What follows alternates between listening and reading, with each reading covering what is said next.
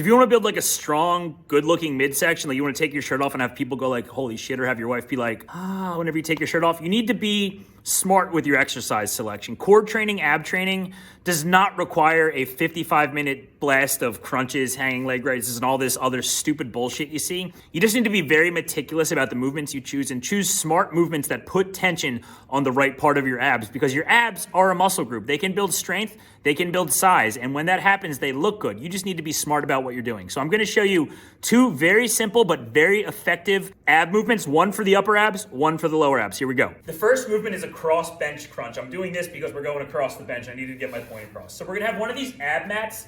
It has a little curve like that. It's ideal but not necessary. So you're going to place that on the bench. You want this mat to basically mimic that natural curve of your spine so we can accentuate that movement and get a big stretch in the core without sacrificing any of our hip and rib positioning.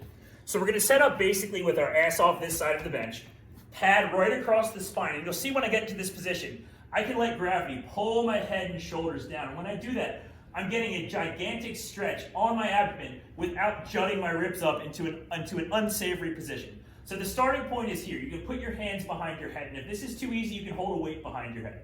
I like to have my hands up towards the ceiling. So we have a gigantic stretch across the abs, and here all we're trying to do is touch the ceiling. Notice it's a very small motion. I'm not trying to come into like a full crunch, and I'm not trying to sit up all the way. But you'll also notice that as I do that, I have to contract my abs so hard that my torso is shaking. This is going to isolate, stretch, and force your upper abs to flex harder than they've ever flexed before. This second movement is for those elusive lower abs that everybody seems to talk about all the time. So all you're going to need is a bench or something elevated.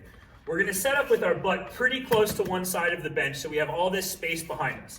We're going to kick our legs out straight and lean back ever so slightly like that. It's perfectly fine to have your hands on here for balance at first. That's going to happen. So when we get into this long leverage position, we're going to put our torso, our core, under an incredible amount of stress. And all we're going to do here is we're going to bring the knees up towards the chest. We're going to focus on just driving that movement from the knees, using those lower abs to bring it up. But what you'll notice is that as I'm driving the knees up, my upper back or my upper torso is going to come towards my knees. That's perfectly fine. We just don't want that to be your main focus for the movement. So we're extending our legs all the way out. You can't see my feet, but they're hovering above the ground. They're not touching. And then driving my knees and chest together with the focus bringing the knees higher than we bring the chest.